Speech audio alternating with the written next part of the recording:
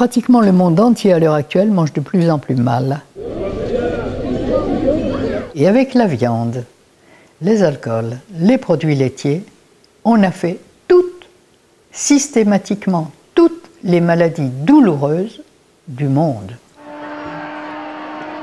Il y a des tas de maladies comme ça qu'on soigne bien, et puis les malades meurent.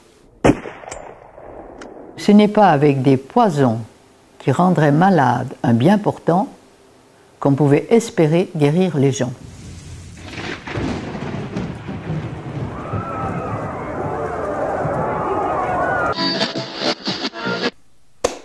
Journal d'une transition alimentaire, J-8. C'est un copain qui m'a parlé d'une amie naturopathe. Alors elle mange exclusivement des fruits et des légumes et tout ça cru. Elle s'appelle Irène. En fait, ça fait longtemps que je suis à la recherche d'une alimentation qui me convienne vraiment. Aujourd'hui, mon alimentation, c'est produits laitiers, des pâtes, du junk food, du fromage, de la viande. C'est vrai que je trouve pesant cette manière de manger, ça pompe de l'énergie, quoi. Je pense sans arrêt à manger. Mes amis m'appellent The Bottomless Pet, c'est-à-dire c'est un mélange entre animal domestique et puits sans fond. Cette Irène m'intrigue, alors on va tenter l'expérience. Quand on vient au monde, la première chose qu'on fait, c'est quoi? C'est respirer. Crier et respirer. On vient au monde, on le quitte dans un souffle. La deuxième chose, c'est l'alimentation. La troisième chose, c'est de s'endormir pour digérer. Et la quatrième, c'est d'éliminer les résidus de cette digestion. Donc à partir de ces 4 lois de base, qui sont la respiration, l'alimentation, le sommeil et l'élimination, nous pouvons enfin fonctionner. On peut vivre. Il est fondamental de le respecter. Nous avons exactement le même système digestif que les grands singes, gorilles, chimpanzés, orang-outans, de qui, paraît-il, nous descendons. Donc, même système digestif, même moteur, même carburant. Et de quoi se nourrissent les grands singes? Sinon de fruits, de feuilles et de racines tendres, et qu'ils ne font pas cuire. Là, je reviens de mon premier week-end chez Irène. Eh ben, un sacré week-end, hein. Elle est lyrique, elle est cabocharde, elle est généreuse, elle est malicieuse, têtue comme une mule. Elle m'a dit qu'il fallait que je me purge. Bon, elle m'a administré une dose d'huile de ricin. C'est ça, l'huile de ricin. Ah, rien que de le voir. Il se trouve que c'est quand même un lubrifiant utilisé dans les moteurs d'avion et au Moyen-Âge, on s'en servait pour la torture. Et ça a été un choc énorme pour mon organisme. C'est un purgatif très violent, très efficace, dirait Irène. Donc j'ai passé une après-midi à demi conscient dans une baignoire. J'étais incapable de tenir sur des toilettes. Une fois les effets de la purge dissipés, donc le soir, après avoir absolument rien absorbé de la journée, hein, comment dire, je me suis senti l'esprit très clair, très bien, très conscient de mon corps. Purifié, en fait, voilà, ça a marché finalement puisque je me suis senti purifié. Ce qui m'inquiète, c'est que Irène me prédit des purges à répétition. Puis quoi encore, hein? Ça m'intéresse quand même parce qu'elle dit qu'en me purgeant, je vais pouvoir progressivement me débarrasser de mes crises d'allergie qui frappent en général au printemps. Allergie au pollen. Parce que là, j'ai tout essayé, hein. Antihistaminique, désensibilisation, bon habituellement à chaque printemps je prends une double dose de cortisone. Faut que je sorte ça de mon champ de vision, là, cette huile de ricin, vraiment ça me... Changer d'alimentation, c'est pour ça que je suis allé la voir. Et de là à m'entendre dire que mon corps est une poubelle... On n'est pas malade par hasard, on n'est pas malade à cause des microbes, on n'est pas malade à cause des virus. Les virus et les microbes ne peuvent vivre que dans un milieu où ils trouvent leur nourriture. Dans une poubelle. Mais ce n'est pas les microbes et les virus qu'il faut tuer, c'est la poubelle qu'il faut nettoyer. Et à partir du moment où on donne à notre corps les aliments qui lui conviennent, qui sont faits pour lui, où on nettoie les humeurs dans lesquelles les cellules baignent, eh bien le regard devient plus vif, l'énergie devient plus grande, et on élimine mieux, et la santé revient. Et la santé, apparemment, c'est la plus grande des richesses de l'homme. J'ai aussi découvert un truc, c'est les graines germées. J'ignorais totalement. C'est proprement incroyable. Ce qui me marque, c'est que mon corps reconnaît manifestement que c'est un carburant optimisé. Je mange ces crudités, ces graines germées, et il y a une sensation d'adéquation complète. Avant, j'aurais croqué là-dedans, ou mangé de la salade, Et j'aurais marmonné, c'est de la flotte, tout ça, quand est-ce qu'on a de la vraie nourriture, quoi. Et là, je me surprends à manger un bon bol de salade et à enchaîner avec du sport sans qu'il y ait la moindre fatigue digestive. Et deuxièmement, sans qu'il y ait de faim, de sensation de faim. Je fais un peu le yo-yo entre la nourriture conventionnelle et l'alimentation crue, végétale, qu'Irène préconise. Pas toujours facile. Mais en tout cas, dans la pratique du sport, ça me semble vraiment efficace. D'ailleurs, chez Irène, il n'y a pas longtemps, j'ai rencontré un ancien handballeur professionnel. Depuis 2005, ça a commencé par un AVC. J'ai eu beaucoup de problèmes pour me remettre de ça. Et ensuite, j'ai été opéré de la carotide. Voilà. Et depuis, j'ai essayé de suivre des médecines parallèles pour maigrir, pour diminuer mon diabète et ma tension. Moi, je demande toujours à mes médecins quand est-ce que je vais manger moins de médicaments. Puisque fut un temps, encore il y a 3 mois, je mangeais 20 cachets par jour. Et on me dit, de toute façon, vous aurez de plus en plus de médicaments, vous aurez besoin, et c'est grâce à la chimie que vous êtes en vie. Ne l'oubliez pas. Dans un moment de ma vie, j'en ai eu besoin, mais il ne faut pas penser que je vais manger de la chimie comme ça pour toutes les années qui me restent à vivre. On m'a donné un régime fait par une nutritionniste de la clinique, et au bout du mois, j'avais perdu 6 kilos et je n'avais plus besoin d'insuline. Puis après, ça a stagné, je n'ai plus perdu de poids. Jusqu'à ce que je rencontre Madame Grosjean. Et je lui ai dit, des nutritionnistes, j'en ai vu tellement, et je sais ce qu'ils me racontent, c'est toujours la même chose, c'est soi-disant que je mange trop. Et là, j'ai été vraiment stupéfait par ce que j'ai entendu. Stupéfait. Et bien, le régime cru, je n'avais jamais entendu parler de ça, on ne m'a jamais dit qu'il fallait pas manger de féculents, pas manger de viande et pas manger de produits laitiers. Au contraire, tous les jours, je devais manger 100 grammes de viande et 100 grammes de féculents à chaque repas. Et je devais manger 2 fruits par jour et c'est tout. Avec cet ancien régime, je me sentais toujours brimé, parce que j'avais toujours faim. Il fallait manger 50 grammes de pain, il fallait manger 10 grammes de beurre. Donc vous avez toujours faim et vous avez envie de manger une pomme, par exemple, vous ne pouvez pas manger une pomme. Parce que si vous mangez une pomme supplémentaire, vous prenez 100 unités de diabète en plus. Aujourd'hui, si j'ai envie d'une pomme, je mange une pomme. Si j'ai envie de manger du raisin, je mange du raisin. Alors qu'avant, le raisin, c'était interdit, la banane interdit, l'avocat interdit. On me disait, si vous mangez telle quantité de fruits, automatiquement, votre taux de sucre va monter et il faudra monter en même temps le taux d'insuline. Et l'insuline fait grossir. Donc là, on est dans un cercle vicieux. Et quand elle m'a dit, vous pouvez manger des fruits à volonté, mais ne mangez pas de féculents, je lui ai dit, écoutez, aujourd'hui, je vais manger 2 fruits de plus, et puis demain, quand je vais prendre mon taux de diabète, ça va être énorme. Et le lendemain, c'était plus bas que d'habitude. J'ai diminué ma dose d'insuline, j'ai diminué mes glucophages d'un tiers. Et mon diabète a continué de baisser. La diabétologue m'a dit, écoutez, mangez comme vous voulez, mais surtout continuez à prendre des médicaments. Vous voyez, c'est bien les médicaments qui font de l'effet. Je lui ai dit non, puisque je les ai baissés d'un tiers. J'ai quand même perdu 17 kilos. Je me sens beaucoup mieux et je suis moins soumis à la douleur, quoi. Je sais que la nourriture va me servir de médicament. Je repensais à cette phrase que j'ai lue, une phrase d'Hippocrate, qui est un peu devenue du coup comme un slogan. Que l'aliment soit ton seul remède.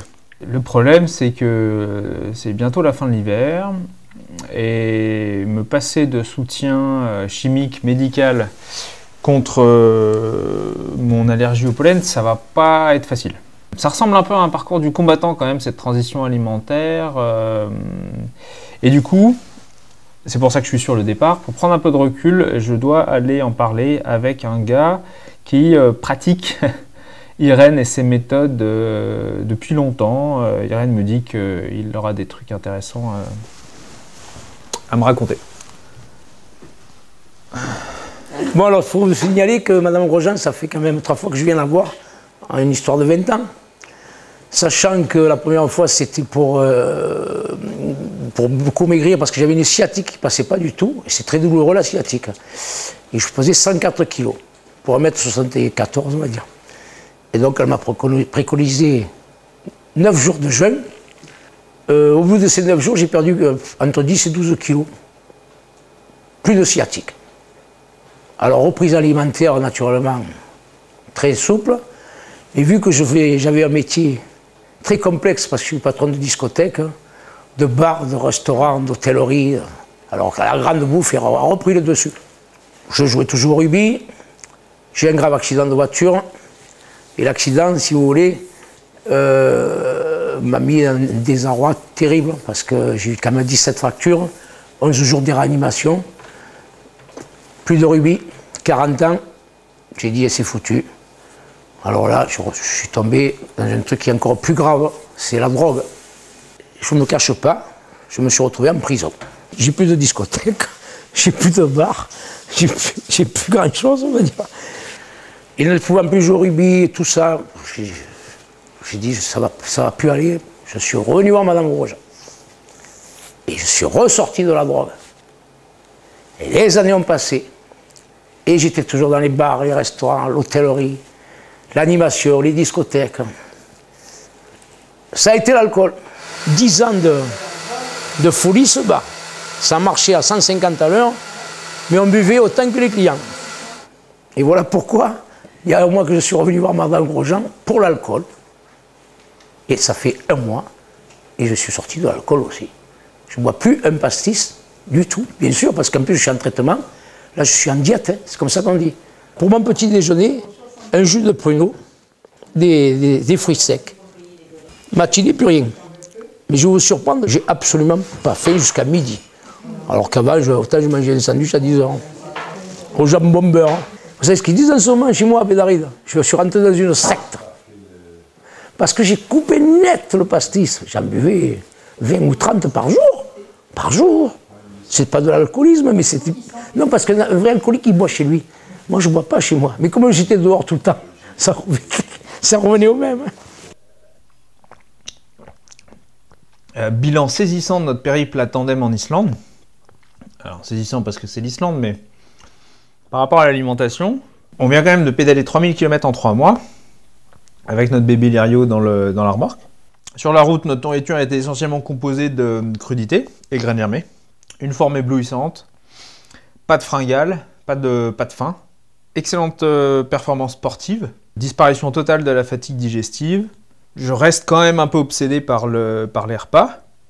J'y pense tout le temps, mais je me dis que c'est de la gourmandise, quoi. C'est des trucs qu'Irène me donne, ça. Pomme ananas à l'acérola. Bref.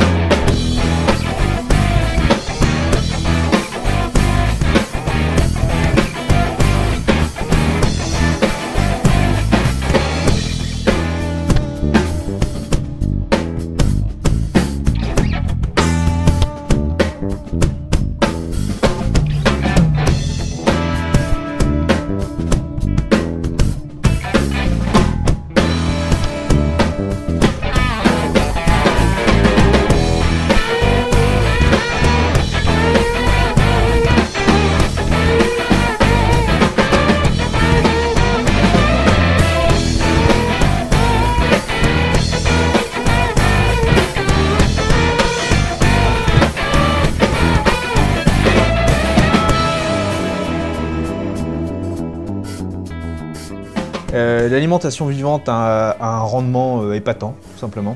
Bon, j'ai l'impression que c'est un rendement quasi total, c'est-à-dire qu'avant, à manger des pâtes et de la viande, j'avais l'impression d'utiliser plus d'énergie à les digérer qu'elle ne m'en donnait pour faire du sport, alors que là, avec l'alimentation vivante, j'ai l'impression d'intégrer 100% de l'énergie des aliments et de la restituer dans mon effort sportif. Je suis ravi du progrès que les choses suivent, même si ça m'arrive encore de rêver d'un bon plat de pâtes. L'histoire, c'est qu'il faut être outillé. Voilà. La machine à spaghetti.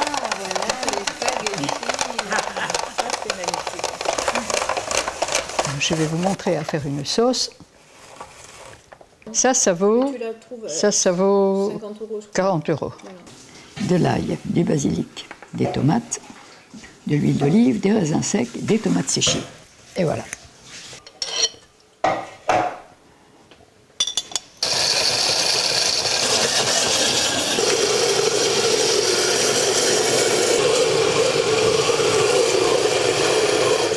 Voilà, c'est prêt.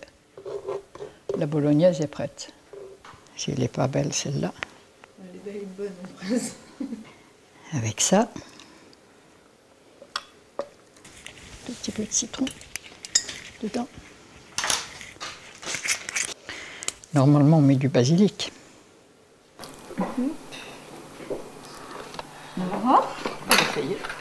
Voilà. Ici, nous avons les petits chamburgers, champignons faits avec une petite sauce crémeuse faite à base de noisettes, de raisins secs, de tomates séchées, de basilic, d'herbes italiennes. Enfin, c'est bon. Mon gendre, qui est américain, appelle ça des chamburgers.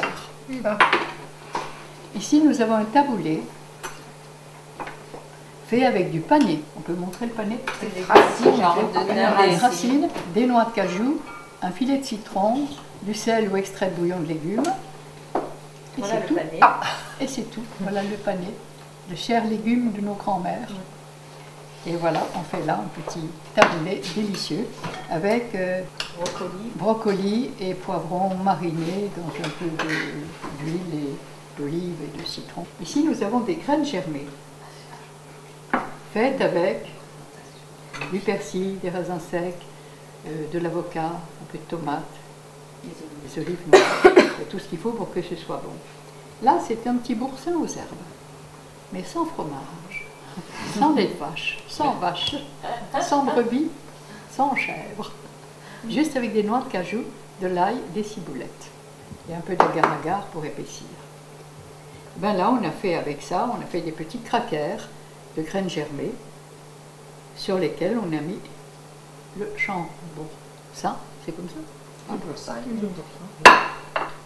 Et puis il y a les végétales, et puis des spaghettis. Bolognaise, faite à base de tomates séchées, d'herbes italiennes, d'huile d'olive, de tomates fraîches, des courgettes crues, râpées. On peut faire ça avec des carottes. Ça donne l'impression d'avoir un plat consistant. C'est délicieux. Très régal. Soupe, c'est beau. On peut manger bien. Alors vous voyez, en quelques minutes, vous pouvez faire. Et imaginez le prix de revient. D'un côté, je me rends compte avec le recul que je mange environ 2 fois à 2 fois et demi moins par jour qu'avant.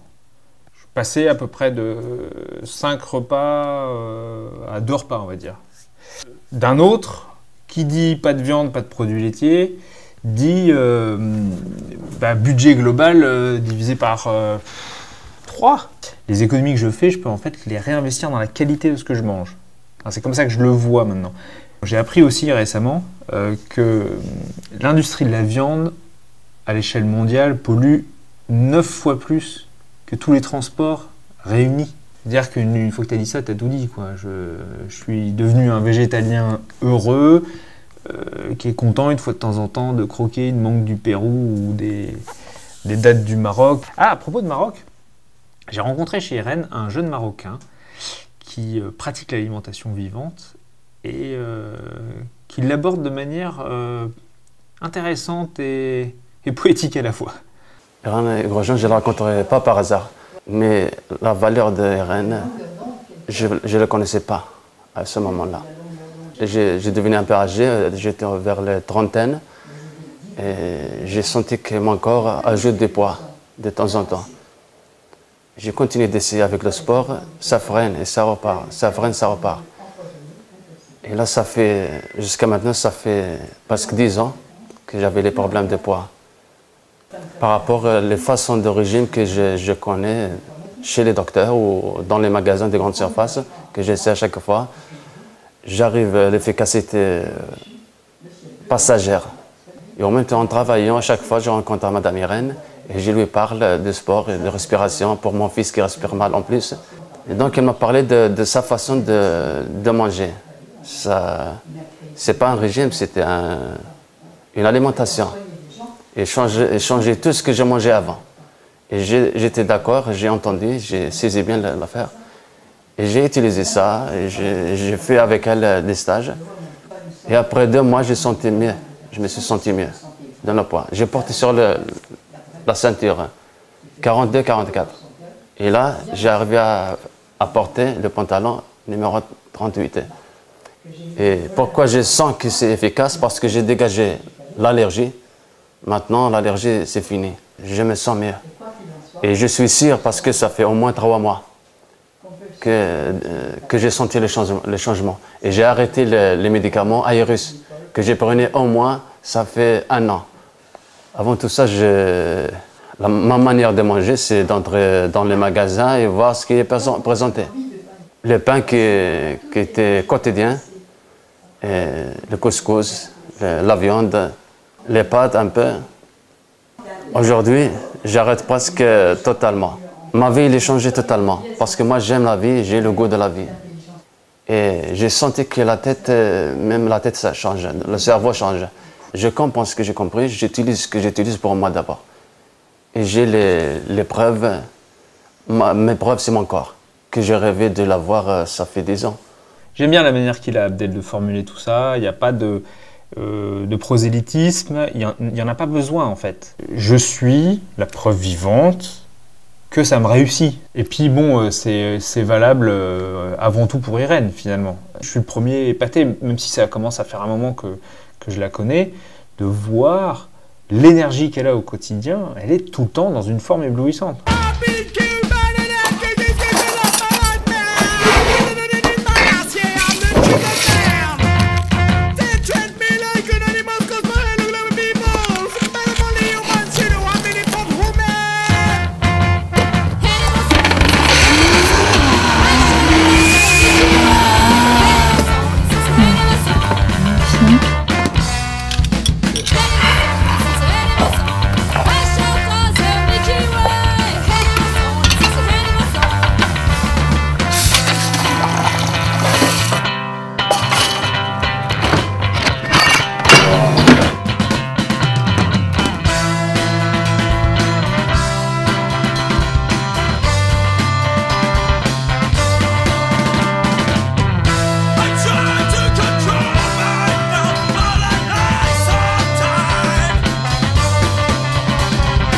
Je vous souhaite un bon appétit. C'est la menthe qui donne ce contraste là, qui exprime la saveur. Il y a le sel aussi qui fait ressortir. Eh bien oui, on a trouvé tout ça. C'est bon ou c'est pas bon? C'est bon, Irène. Excellent. Délicieux. Je suis née en 1930. Voilà, 4 fois 20 ans passés. Mais normalement, nous sommes faits, comme tous les mammifères du monde, pour vivre 5 fois la durée de croissance de nos os longs, c'est-à-dire 5 fois 20 à 25 ans.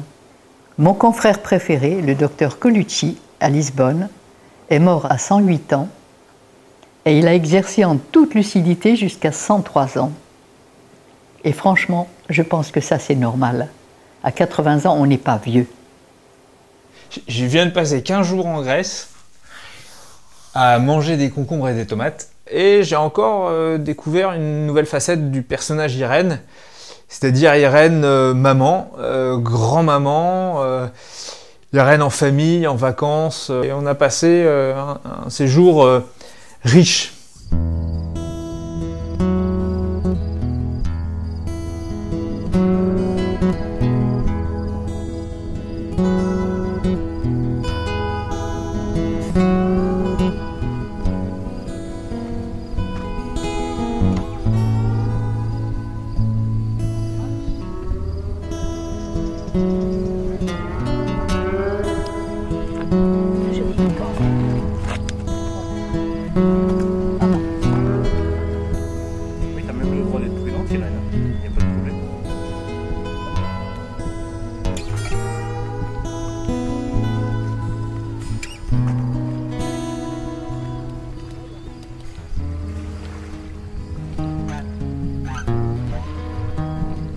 Ouais, mais Irène, dans cette descente, tu m'as encore une fois scotché.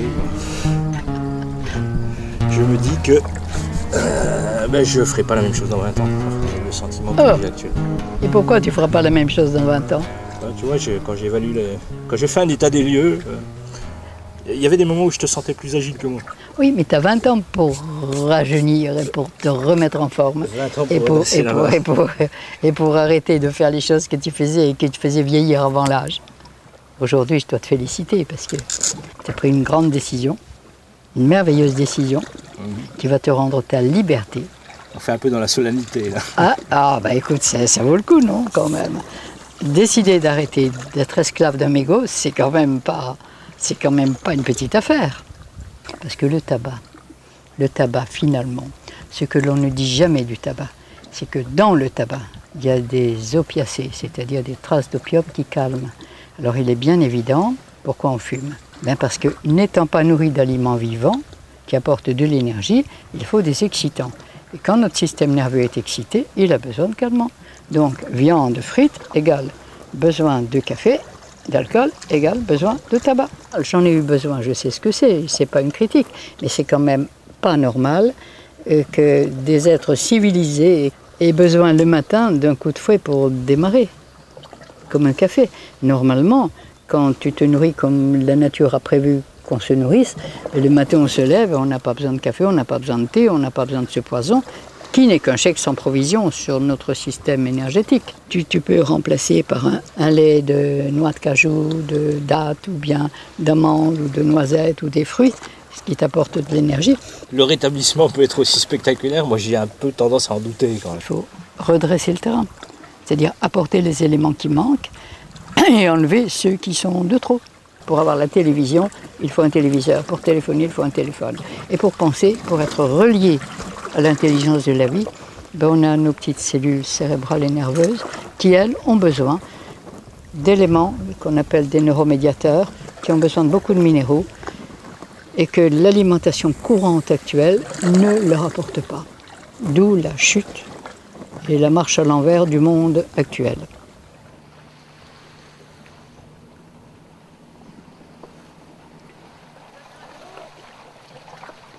Ça va être le moment tant attendu.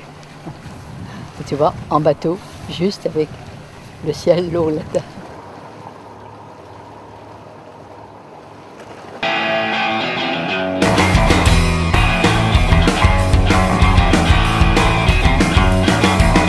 Aller à la mer avec toi, dorer nos pilules au soleil, te passer la crème dans le lot, t'en mettre jusqu'aux oreilles.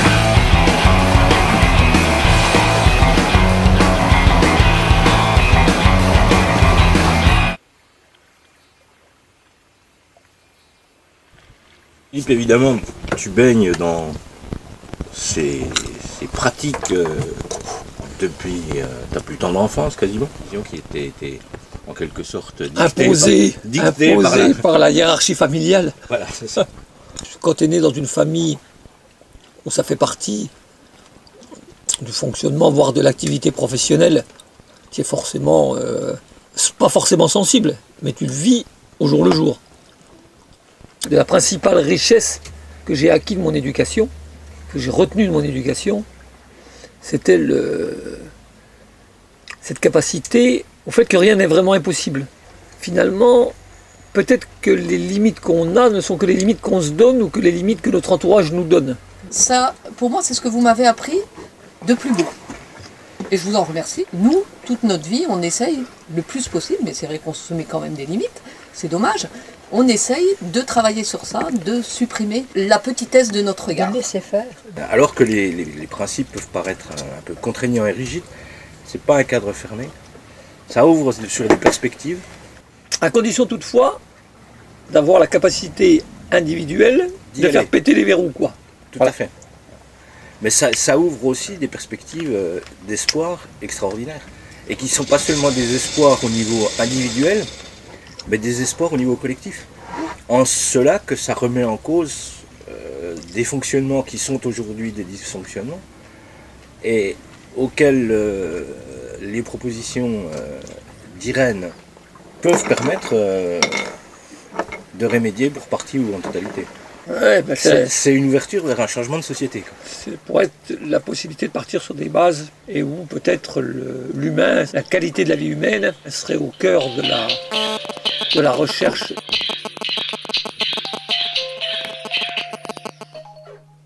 Ouais. Allô Seb? Ouais.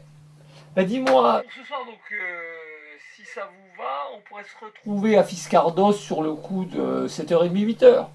Bon, ben à ce soir. Ciao. Ok, ben à tout à l'heure. Ciao.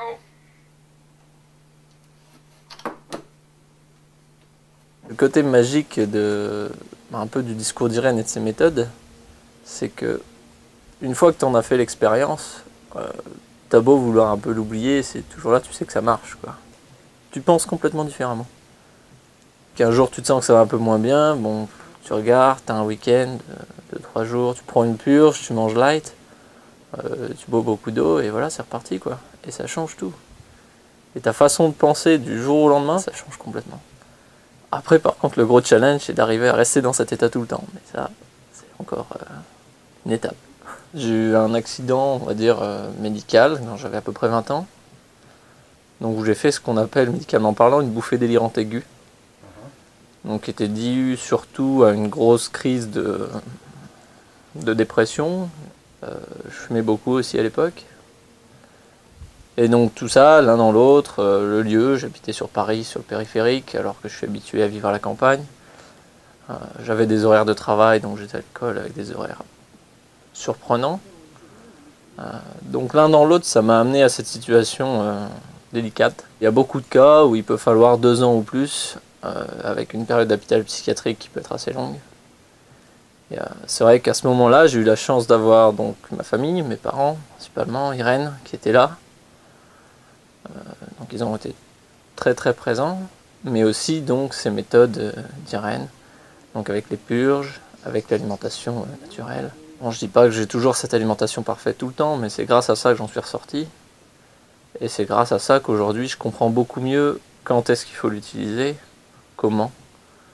Et donc que c'est indispensable pour mon équilibre. Et que finalement, l'état dans lequel on se trouve, c'est toujours qu'un état d'esprit.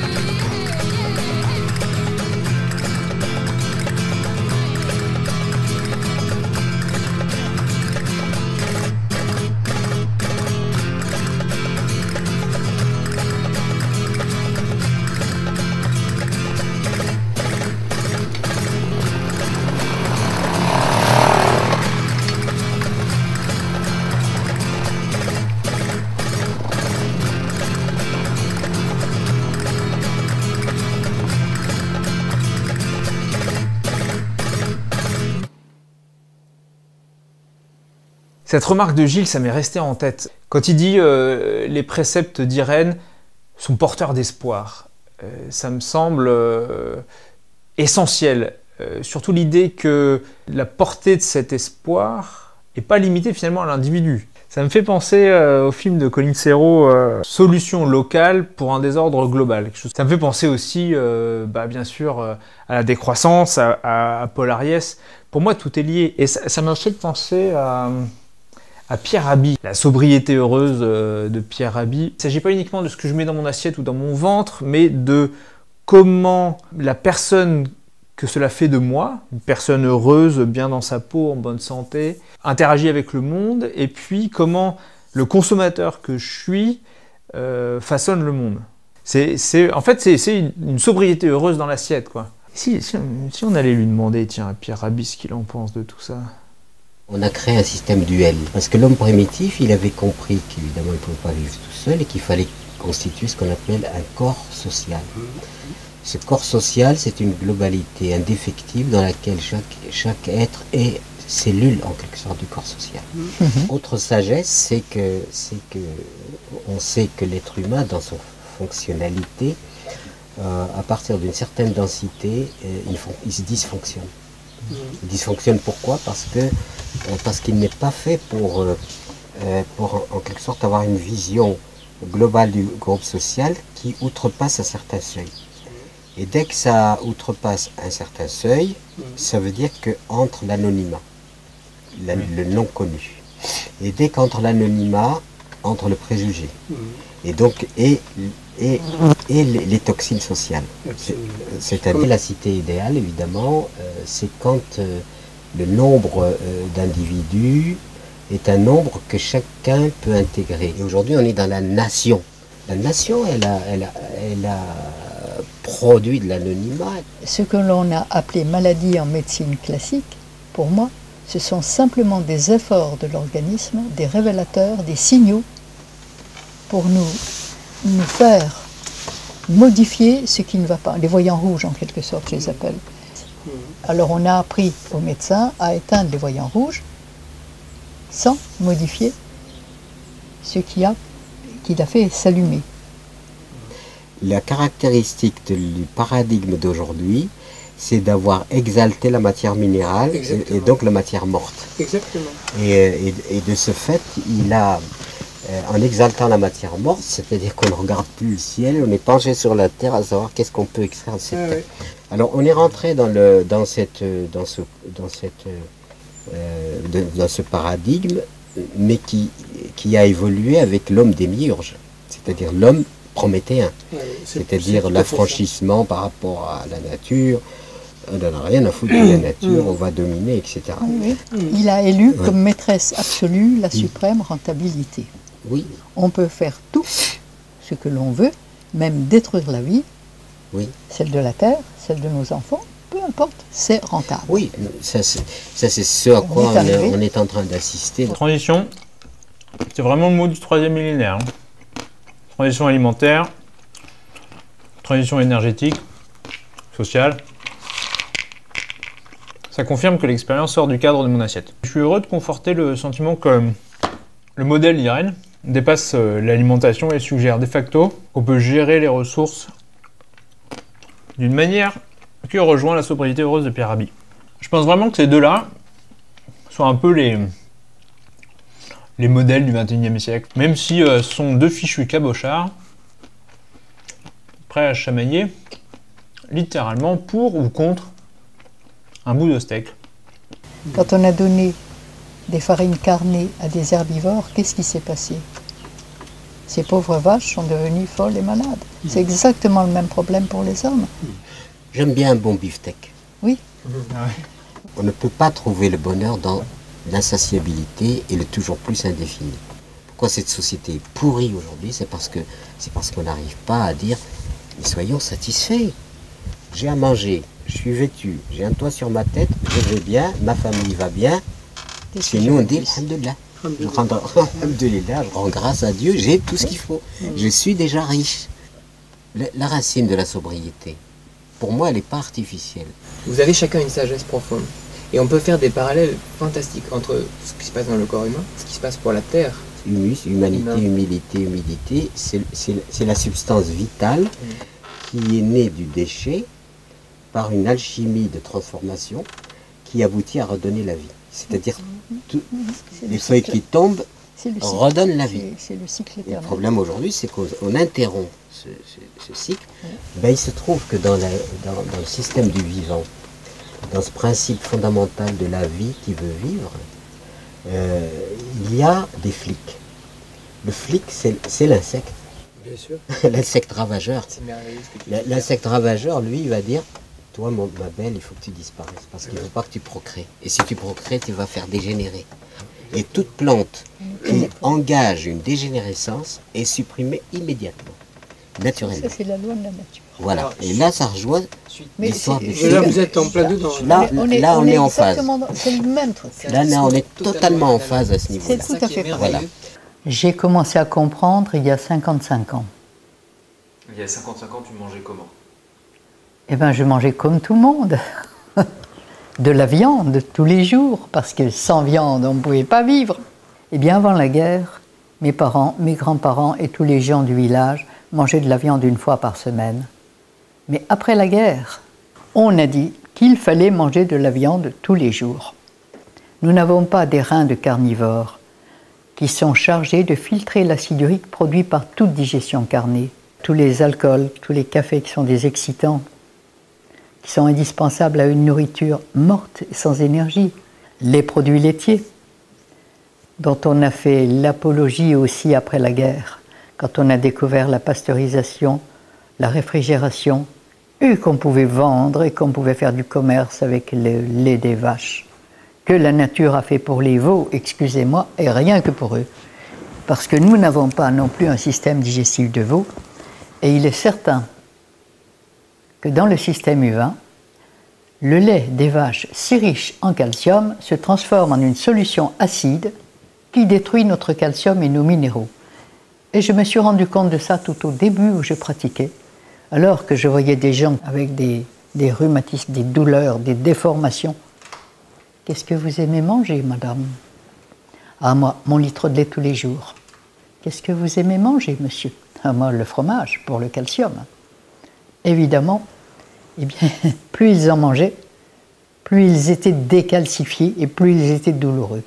Et avec la viande, les alcools, les produits laitiers, on a fait systématiquement toutes les maladies douloureuses du monde. Ravioli de betterave. Aujourd'hui, si je suis obligé de manger de la viande ou du poisson, en fait, c'est comme si mon corps me disait surtout n'y touche pas. J'ai même la sensation que c'est pas comestible en fait. J'ai accumulé tellement d'informations sur le sujet, de multiples lectures, des enquêtes, des entretiens, des bouquins comme Faut-il manger les animaux, Jonathan Safran Foer, ou Barbac, ou encore le rapport Campbell. Quand mon âme est consciente, je ne peux plus cautionner la consommation de produits dérivés des animaux. L'ironie, voire l'hypocrisie de la chose, c'est que si je suis invité chez des copains et que sur la table il y a un beau morceau de comté, bon, ça peut m'arriver de croquer dedans et de le faire avec bonheur. Le sage dirait, il faut accepter ses contradictions. Une grande satisfaction, en revanche, c'est de constater je n'ai aucune carence, mes performances sportives sont intactes, voire améliorées. Enfin, c'est pas qu'elles soient améliorées, c'est que le bien-être dans la pratique du sport est vraiment décuplé, quoi. Pratiquement le monde entier à l'heure actuelle mange de plus en plus mal. La première chose, et ça c'est pas d'aujourd'hui, c'est une vieille histoire, c'est de cuire nos aliments. Puisque quand on les cuit, on détruit leur énergie. L'énergie de la terre, de l'eau, de l'air, du soleil, qu'ils sont censés nous transmettre. L'énergie de la vie en quelque sorte. Et notre carburant essentiel, c'est de l'énergie. À partir du moment où on a cuit nos aliments, on a perdu leur énergie. Et là, on a remplacé cette énergie par des excitants, dont le premier a été la chair des animaux qu'on a commencé à tuer. Effectivement, la chair des animaux nous stimule, nous excite. Mais un excitant et un aliment, c'est deux choses très différentes. La nourriture des hommes actuellement est de plus en plus cuite, morte, sans énergie, excitante. C'est une nourriture que je qualifierais de meurtrière, puisque c'est elle qui remplit les hôpitaux, les prisons et les asiles psychiatriques.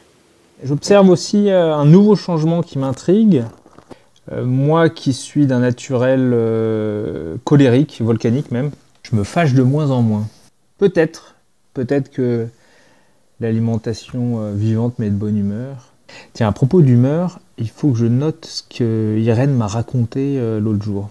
Si notre corps est composé de 2/3 de son poids de liquide et de 1/3 de cellules, un corps de 60 kg, il y a 40 litres de liquide, dont 5 à 6 litres de sang. C'est le seul liquide dont on parle scientifiquement. Et le reste, on en a fait quoi? Le reste que les anciens appelaient les humeurs. Et pour cause. Eh bien, on n'en a rien fait. Seulement, ces humeurs, c'est le dépotoir, c'est la cave et le grenier de notre organisme. Et tout ce qu'il n'a pas pu évacuer, tous les résidus alimentaires qu'il n'a pas pu évacuer dans ses selles et dans les urines, il les stocke dans ces liquides. Et là... À propos des problèmes d'allergie au pollen, de gros progrès ont été accomplis quand même. Avant, j'étais malade, diminué pendant tout le printemps, toute la belle saison. Maintenant, j'ai des accès de crises allergiques réguliers et sévères, mais de plus en plus espacés. Et entre deux, je me sens complètement bien. Oui, alors les crises d'allergie, j'arrive à les gérer avec le jeûne et le repos.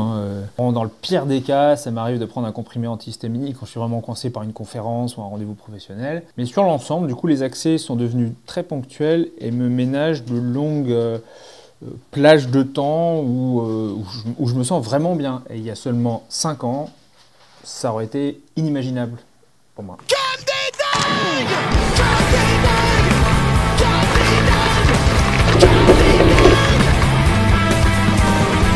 J'ai lu après un article dans Bastamag sur la teneur en nutriments essentiels des aliments et en particulier comment l'industrialisation a fait chuter de manière vertigineuse cette composition en nutriments essentiels. Si je me souviens bien, une pêche d'aujourd'hui contient 26 fois moins de vitamine C qu'une pêche des années 50-60. La pomme de terre, dans laquelle il n'y a plus du tout de vitamine A, alors qu'il y en avait il y a 50 ans. Et puis, la vitamine C a disparu pour moitié dans la pomme de terre. Bon, en même temps, finalement, ce que je voyais dans les caddies aux caisses du supermarché, c'était pas des fruits et des légumes. Je me demande ce que ça inspirerait à Irène de faire un tour dans un supermarché. Une grande tristesse. Parce que tous ces gens qui ont un caddie plein de faux espoirs, parce que dans ce caddie, il y a des paquets, des boîtes, des paquets pleins de rien, de prétendus aliments qui n'ont aucune énergie, aucune vie. Donc on consomme beaucoup, et là, évidemment, il y a des gagnants. Purée de fruits, orange, gingembre, épinards, banane glacée pour faire un petit peu mousseux. Eh oui, parce que la transition, elle est avérée maintenant. J'ai complètement changé ma manière de faire à manger. J'utilise plus du tout le four, à peine occasionnellement la gazinière. Par contre, je me suis équipé, j'ai toute l'artillerie, un extracteur de jus, un moulin à graines, un déshydrateur, parce que je fais mon pain cru maintenant. Je fais des biscottes crues à base de graines germées qui passent au déshydrateur plutôt qu'être cuites. Donc ça permet de faire du pain qui n'a pas de gluten et qui n'est pas cuit, donc tout est intact à l'intérieur, les vitamines, tout ça. Extracteur pour faire des jus de fruits, de légumes et d'herbes. Le blender pour faire ce genre de petites délicatesses. Et c'est pas plus compliqué que de faire à manger de manière conventionnelle, voire même peut-être plus simple. En tout cas, ça va vite, ça fait moins de vaisselle et c'est délicieux. Ton activité, c'est de refaire de la santé, de permettre aux gens que je rencontre, qui me font confiance et qui viennent me voir, de les aider à réparer les dégâts causés par une civilisation à l'envers. Commencer par réapprendre à respirer autrement que du bout du nez, juste pour ne pas mourir comme on le fait habituellement. Ensuite, donner à notre corps, et ça c'est le plus important, les aliments que la nature a prévus pour lui et tels qu'elle l'a prévu. Après 55 ans de pratique, je dis aujourd'hui que l'idéal est de manger des fruits, des légumes, des graines germées, puisque à elles seules, elles sont 25 fois, 40 fois plus riche en protéines que la viande, 4 fois plus riche en calcium que les produits laitiers, 3 fois plus riche en fer que le foie d'animal, et qu'elle coûte pratiquement rien. Et avec ça, on va réparer la santé. On va donner à notre corps et aux cellules qu'il compose les éléments nutritionnels dont il a besoin. Je ne veux pas tant débattre du fondement ou la légitimité scientifique de la méthode d'Irène, de son approche, que finalement transmettre un message. Ce qu'elle propose, c'est un modèle de vie, ou en tout cas la composante alimentaire d'un modèle de vie qui garantit bien-être et santé. C'est une formidable réponse individuelle aux problématiques qui concernent l'ensemble de la communauté. Peut-être qu'une belle formule serait que inviter le monde à la table d'Irène, c'est autant le rassasier que lui donner le contrôle de sa santé et de son bien-être. Que rêver de mieux ?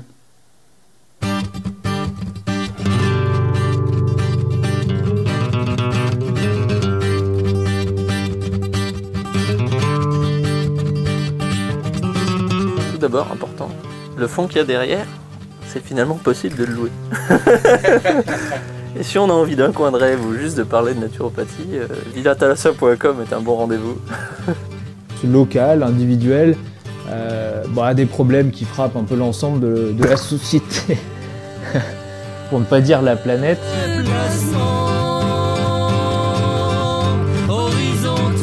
Je serais devenue une bonne bourgeoise bien,